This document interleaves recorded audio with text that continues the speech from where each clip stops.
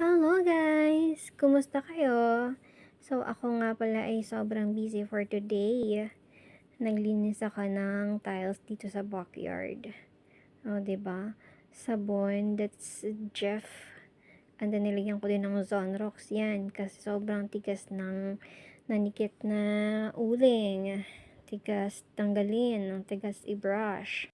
At tinuna ko muna yung glass table kasi malagkit siya at mauling din, maalikabok, kaya nilinis ko muna.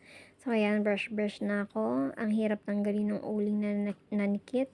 Pati yung mga bakat ng paa ng aso ay nanikit din, maiitim. Puti kasi yung tiles at masyado siyang dumihin, kaya mabilis lang siyang dumumi. Kasi kahit nga paalang ng aso na nakaapak sa soil na maitim, pag-apak niya sa tiles ay dumidikit na yung dumi. Ayan, for the washing na muna ng gazebo. Ayan po ay glass room na naka-separate malapit sa pool. Kaso walang gumagamit niyan for now.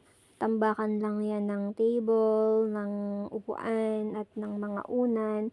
Mga unan na dapat nandyan sa labas, na dapat naka-display sa upuan, sa duyan, sa bed. Kaso hindi pwede kasi meron kaming mabait na alaga.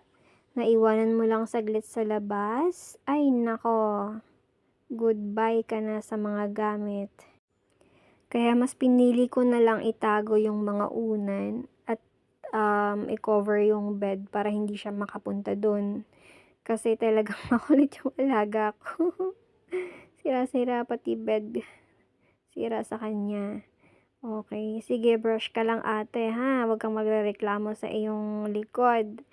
Sige, sipagan mo pa at marami ka pang bayarin. Kaya sige, sipagan mo, magkuskus ka lang ng magkuskus. Bawal magreklamo na masakit na yung balakang at likod. O, washing pa more. Hindi ko naman to everyday ginagawa, no? Like, 2 to 3 times a week ko siyang wina-wash. Pero yung pagbabrush, like once a month lang. Or kapag masyado nang maitim yung tiles. Pero yung pagwashing talaga, 2 to 3 times kasi yung wiwi ng doggy dyan sa mga gilid-gilid, tsaka yung talsik nung ayan ng waterfalls na iyan, diba? So ayan, finish na ako. Thank you guys for watching.